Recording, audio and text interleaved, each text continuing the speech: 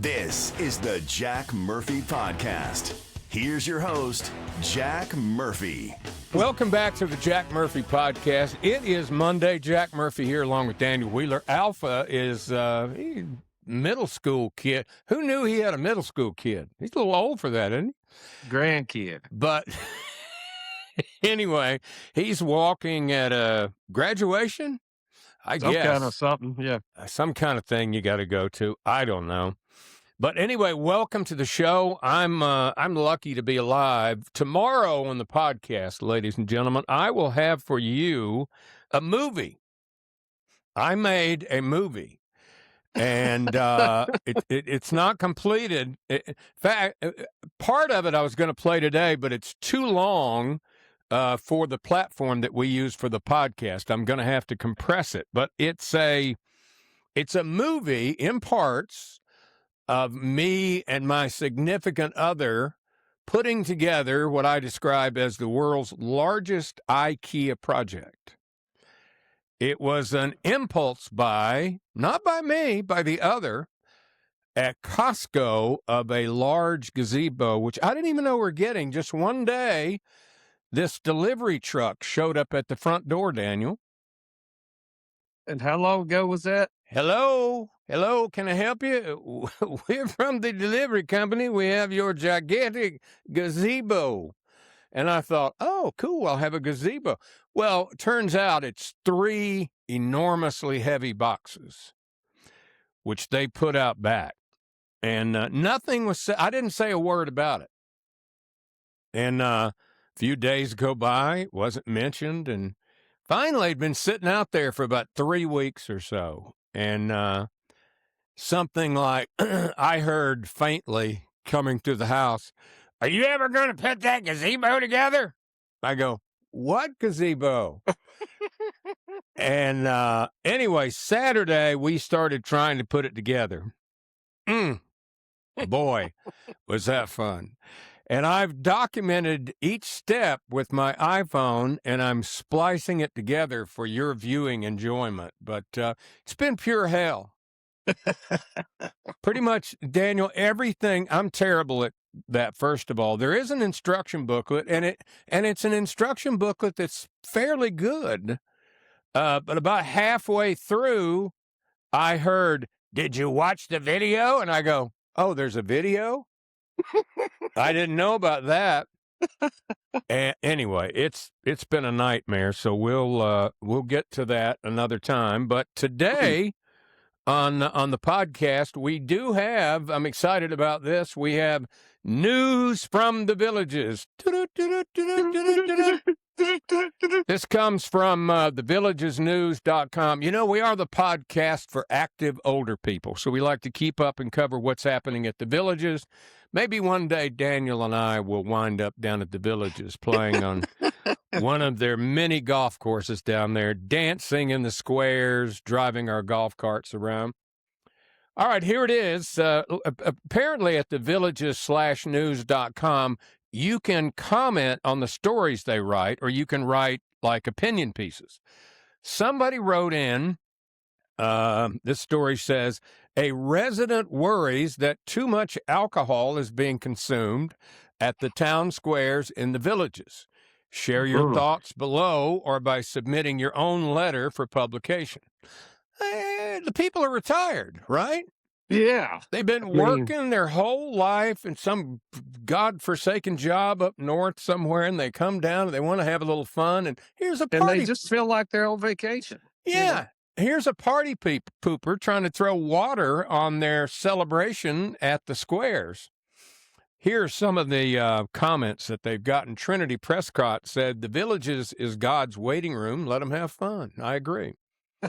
Joel Duthet said, "If they only knew how many were chilling on edibles." I bet there's a lot of that going on, too. I'm sure there is. Barry Smith said, "So you saw a drunk person, and now it's many? I go to the squares quite often. We must be wearing different glasses. I see people drinking, but I don't see many drunks. Just remember, this also includes about 50% of the people from outside the villages." Lewis says, "Hilarious. We are retired and having fun. Take a chill pill."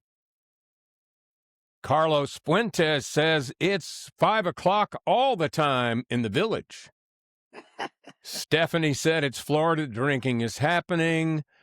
Kenna says, like it or not, alcohol helps pay for the activities at the squares. Sonny said, I resemble that remark. Remember, residents of the villages, alcohol will cut down on how well antibiotics work against infections. I think that's an STD joke that I didn't quite get. But anyway, a lot of different comments. I say leave them alone. I mean, leave them alone. They're retired. They don't have fun. They've worked their whole life. Let them have a little fun with their wife or husband there at the villages in the square. Just leave them alone. Yes. This right here. Yeah. What is that? Our head is itching, but we hit it so we don't scratch it and mess it up. So it's not like, it's like, or we can't like get to it, or we just don't want to mess up our hair. Yeah.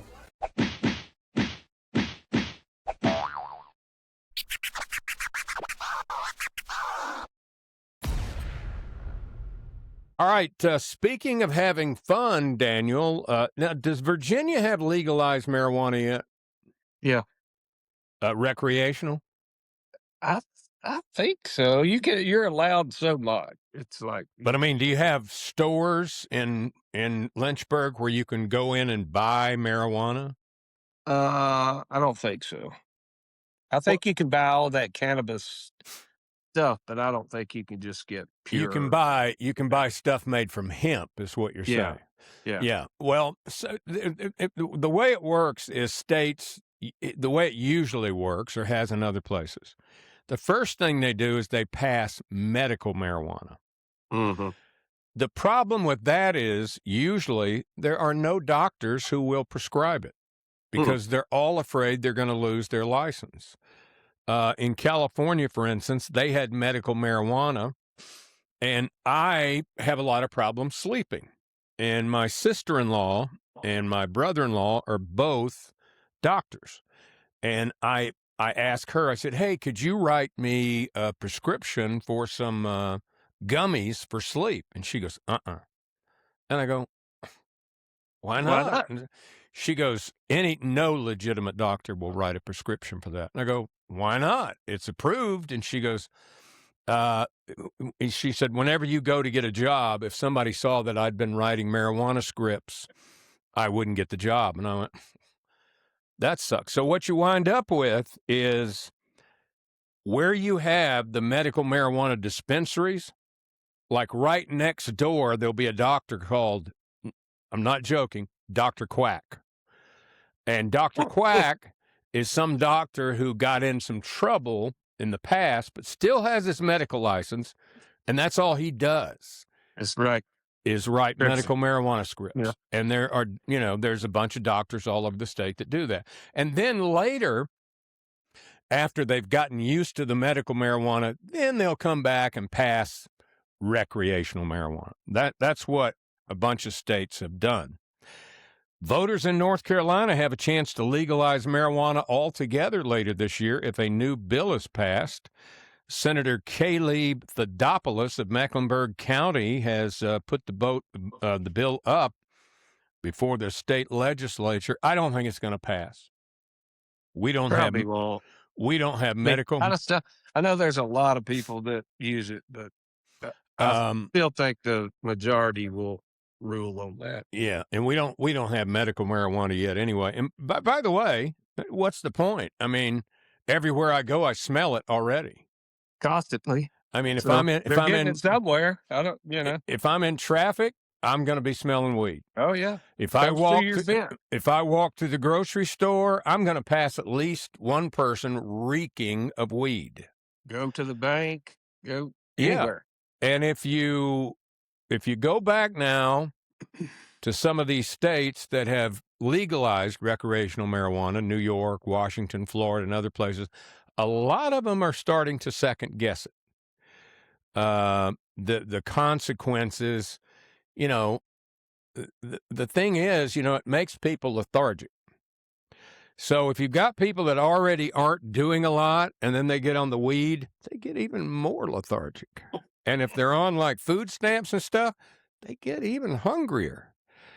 And you can't fill up that EBT card quick enough to keep them satisfied. And then they get angry. Yeah. But it is causing a problem. And we know now that it's not good for young people to use the marijuana because it stunts their brain if they use it when they're younger. So I don't know. I have mixed feelings about it. I don't. I have used the product before. I'm going to go ahead and tell you. I don't like the feeling. It just makes me paranoid. I go down to visit somebody in Florida, and they usually have some there. And I'll tell you what it is good for. I take a gummy like right when I go to bed, sleep like a baby. No hangover, no after effect, no anything. Yep. But as far as just taking one and getting that buzz, I don't like it. It makes me paranoid. It makes me hungry. I'm hungry enough. I don't need the added. Think how far along you would have gotten on that gazebo if you'd had a little gummy beforehand. I doubt I could have gotten the boxes open. But no, I don't think it has a chance. We'll see. You're enjoying the Jack Murphy Podcast, the #1 podcast for the active older adult, featuring famous Netflix actor Alpha Trevette, the fantastic Rolex-wearing Cousin Daniel, and your amazing host with the most, radio legend and soon-to-be podcast legend, Jack Murphy. Remember to like and subscribe to the podcast. Now, back to the show. All right, we have a few videos to get to, Daniel. I'm surprised. You know, we had this story the other day about the who was it that went on to OnlyFans? It was some sort of a star. Who was it? The girl that was on. What was the movie? Was it American Pie? Yeah. Anyway, she's going on there, and now I always thought this woman was really beautiful, and she was on a very funny television show called My Name is Earl. Jamie Presley. In fact, she looks a lot like that really famous actress. You know the one I'm talking about? Margot. Yeah. Road. Yeah. Margot Robbie. She looks a little bit like her, but she was on that Earl show, and she got arrested a couple of times after that show was over. I don't know if she had a problem with alcohol or whatever, but she got arrested. Minor stuff like peeing in public, you know, things like that. But she announced over the weekend she's going on the OnlyFans. Wow. Now, I don't know if you've seen her lately, but here she is. A beautiful woman. And same thing. She said, it's a chance for my fans to get to know me a lot better. Yeah, and I can make $200,000 a month. And see your underwear if they have enough money. Perhaps even see you without your underwear if they have enough money. Yeah. That's what it's all about. Money. Has nothing to do with your fans getting closer to you. If you want to do that, just go out in public and say, I'll be at the corner of so-and-so and so-and-so at 4:00 today if you'd like to get to know me. In my bikini. Yeah, you don't know. Go do a Facebook Live. Mm-hmm. Or, you know, a YouTube Live. You don't have to go to OnlyFans to get closer to your fans. Oh. All right. It seems like every day, you know, we see a preacher or a pastor somewhere who's doing something truly awful. Mm-hmm. They get arrested for, you know, it's a youth minister that gets caught sexually molesting a child, or, you know, they're stealing money from the church, or, you know, what they're spending the church's money on is very questionable. But there's that one guy that got arrested. I think he's from Kansas City. I've seen videos of him. He's like over the top. They finally nailed him a few months ago. The DOJ did. But this guy, you got to listen to this pastor. He bought a Bentley, and he brings it into the church. He brings the Bentley into the church, and I like what one of the parishioners screams out to him when he brings it in. This Bentley that I I park in the church is not just for me, it's for the church, it's for us. Can we drive it? No, God don't want that in Jesus' name. Now let me tell you. No, He said, that didn't take long. it ain't just for me, it's for us, for the church. And the guy goes, well, can we drive it? No, in Jesus' name. He would not want that. He did not miss a lick. He said, no, in Jesus' name. You know, there's a special on Netflix of a like a cultist type thing that was going on out in, I think it's Montana, Uh-huh. where the guy had all these wives and all these things, and he had 2 Bentleys, and he had a Mercedes G-Wagon and all kinds of stuff. I mean, Wow. it's on Netflix. You can watch it. It's You know, pretty interesting. I don't know if you remember this, but there was I guess this guy was a Hindu. He was one of those Maharishnas. Mm-hmm. This was back probably in the 80s. And he had a big compound, California, New Mexico, somewhere. This guy had 50 Rolls Royces. 50. Mm-hmm. And he had these followers, you know, and he was having sex with all the women, and the men were doing all the work. It was... Well, they make them go out and work, and then they give every penny of their paycheck to him, and then he distributes it however. Exactly. Exactly. They have one over here in the connected county in Buckingham. Really? Virginia. Been there for 50 years. And what do they do? How do they make money? He makes them all go out and work. You mean they just have jobs, and then they come back and bring in the jobs, and they come back in, and they have to hand him off, and he's supposedly the only one in the whole place that is allowed to have sex. I'm kind of jealous. This is Jupiter, the 5th planet from the Sun, and the largest in our solar system. Jupiter is referred to as a gas giant because it is composed of various gases, hydrogen and helium. This is Jack Murphy, host of the Jack Murphy Podcast. Jack is also referred to as a gas giant. The woman who actually posted this... but for totally different reasons. Now, back to the Jack Murphy Podcast. You know, this is 2 Saturdays in the row that my AT&T fiber internet has been out. Well, no, you probably lost your mind. Last weekend, I really didn't, because I wanted to watch the Kentucky Derby. This time, I got up Saturday morning, went downstairs, turned on the TV, no internet. Picked up my phone, no internet. And I had a text from AT&T. They're such liars. They send you a text at like 7:30 that goes, "We apologize. We're so sorry. We apologize that your internet is out. We know what an inconvenience it is, and we are so sorry. But good news is our engineers are already working on it. Yeah, they're working on it. We're going to have it fixed by noon today."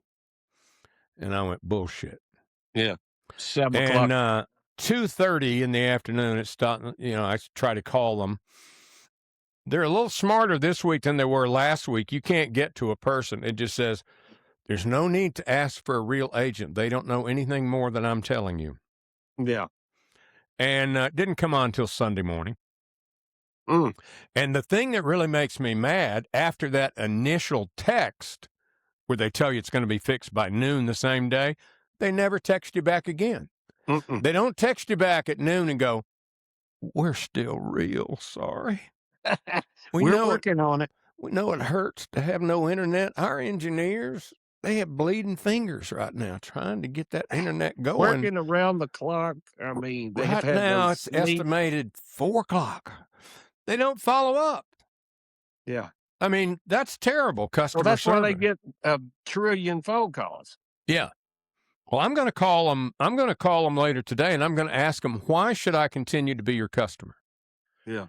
When, you know, you killed me on 2 different weekends. You lied about when service would be restored. You won't take a phone call. So why should I continue when I've got many other choices?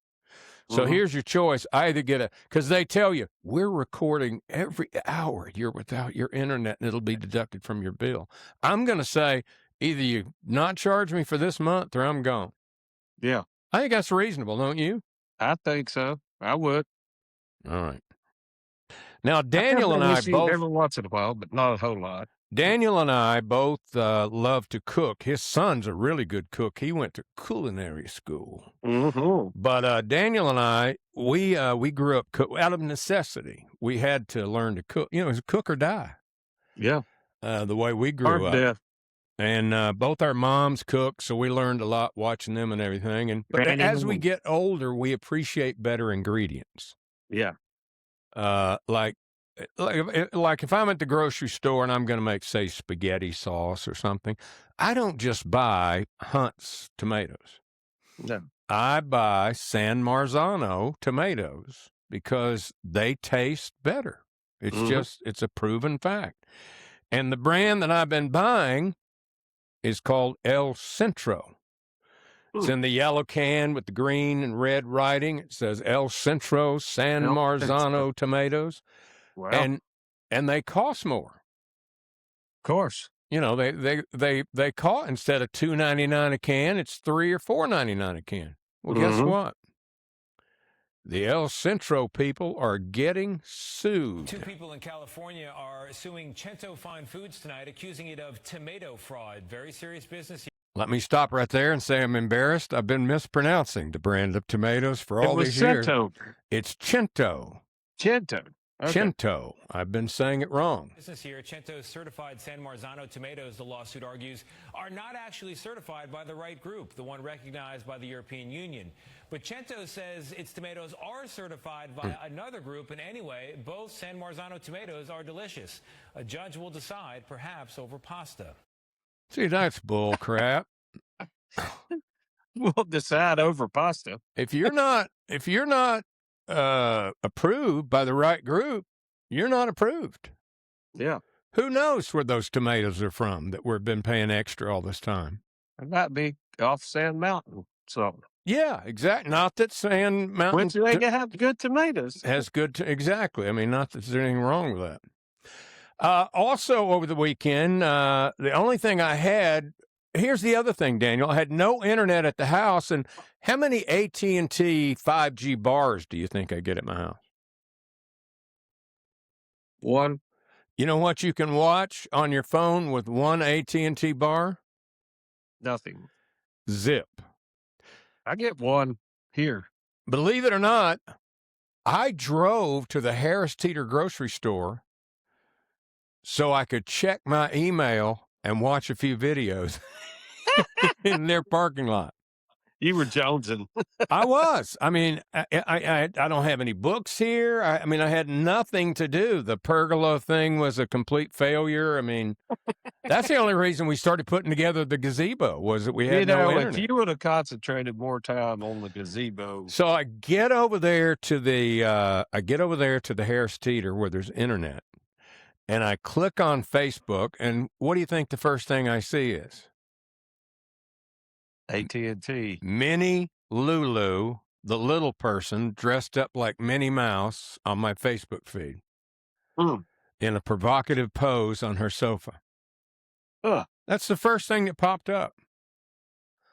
I don't know what it is. Why I keep getting these perverted little people sending me or in my feed on Facebook. I do not get it.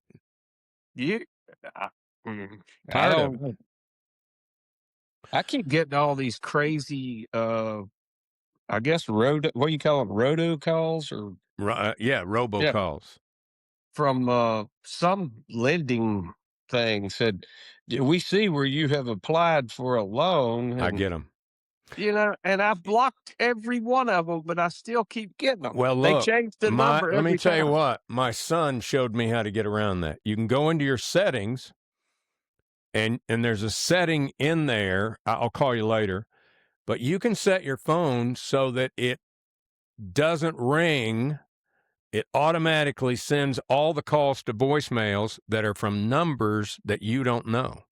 Mm-hmm. Which is what I did, because I was getting like 8 or 10 a day. Yeah, And- that's the way I've been here. And Ryan showed me how to do it. I don't get any anymore. I've been blocking it, and I still get them. Some of Ryan's friends left for college last year. He just figured he would go too. Then he started just telling people he was going to go to Clemson. Did you brace him for the disappointment? We kept telling him. Yeah. Since Ryan wasn't getting the hint, they let him apply. A letter from admissions arrived a few months ago. Danny and Sue recorded this on home video.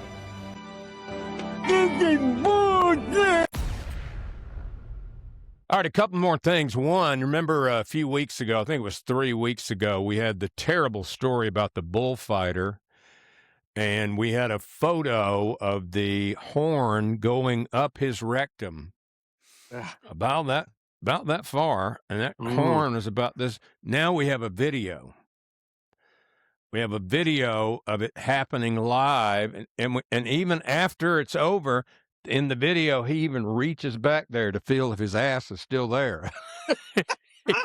I think, or if it's still in it. I don't know why you would reach back there, but he's laying on the ground and he reaches back there and goes, "Oh, my ass is still there." But here it is. Take a look at this. All right, the bull gets him. He turns around and right up the and there he goes, reaching for the rectum.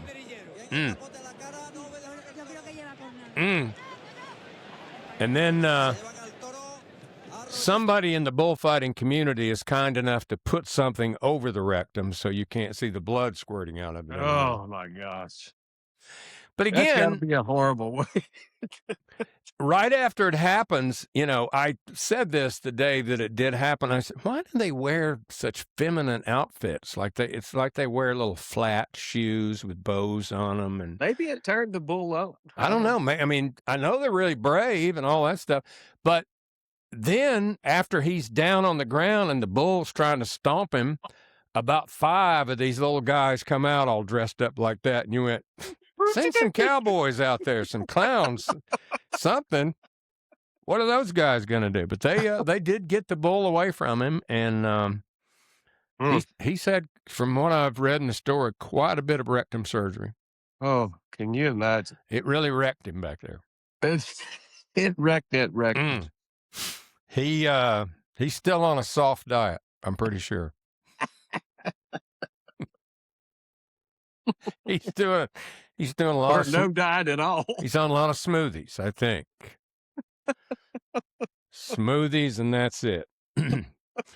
All right, our hero, Spencer Pratt, who is running for mayor of Los Angeles, he's dropped another stunning AI commercial. These things are just awesome. Whoever's doing them for them, someone is helping him out big time. Keep up the good work. Watch this. He's rolling. Turns out it's a lot easier to fight fires when there's water in the reservoirs. Nice, yeah.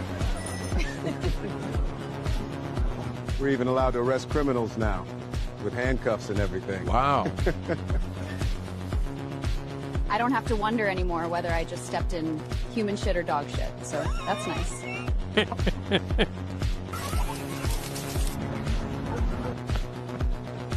I only see needles in the hospital now. Who knew it could be this way? I love going to the park now that it's not an open drug market. Okay, who here is willing to admit that common sense actually turned out to be good? I feel safe walking her. She's definitely having a Pratt summer. Who's having a Pratt summer?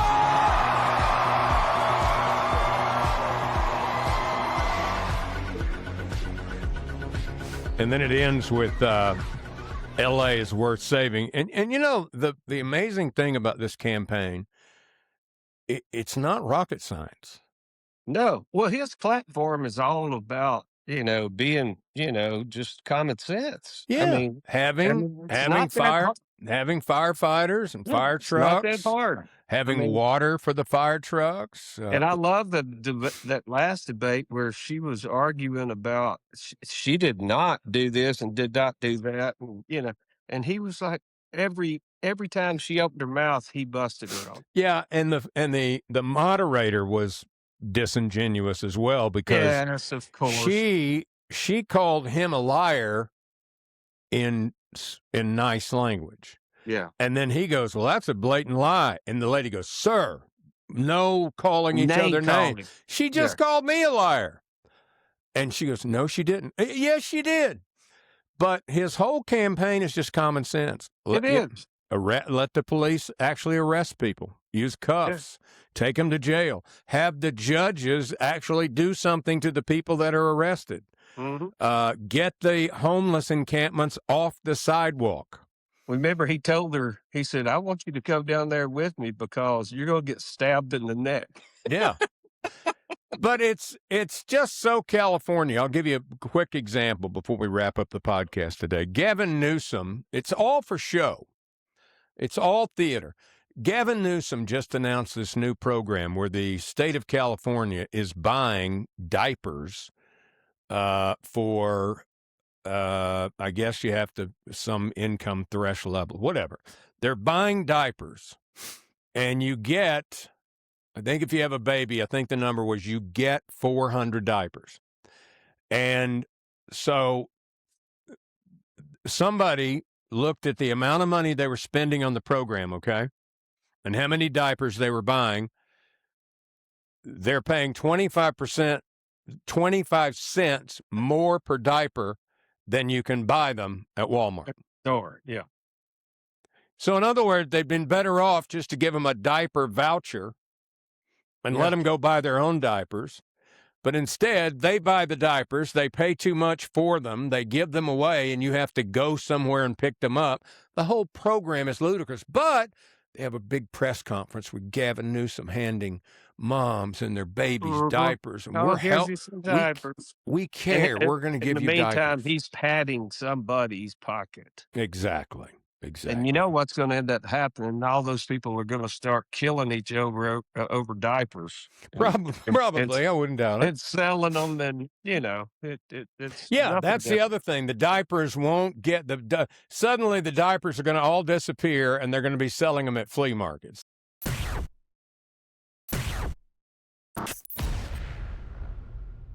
All right, that's all the time we have today on the Jack Murphy podcast. I hope to bring you, it's going to have to be 2 parts. It's gotten so long. I'll bring you, it's going to be one of those movies that has a sequel. It's called The Gazebo. And it's rated PG. There's some language in it. It's rated PG. So I think it's going to be 4. It's not rated R? It's going to be 4 parts, parts 1 and 2 tomorrow here on the Jack Murphy podcast. If you've ever tried to put together something complicated, you're going to appreciate this. Yeah. Anyway, Daniel, thank you. You guys have a great day. Like and subscribe down below, and we'll see you tomorrow on the Jack Murphy podcast. Thanks for watching the Jack Murphy Podcast. Remember to like, subscribe, and ring that bell. Go ahead, ring it. Get alerts when a new episode drops, and tell your friends about the Jack Murphy Podcast. But only the cool friends, please. Tune in next time for another episode of the Jack Murphy Podcast.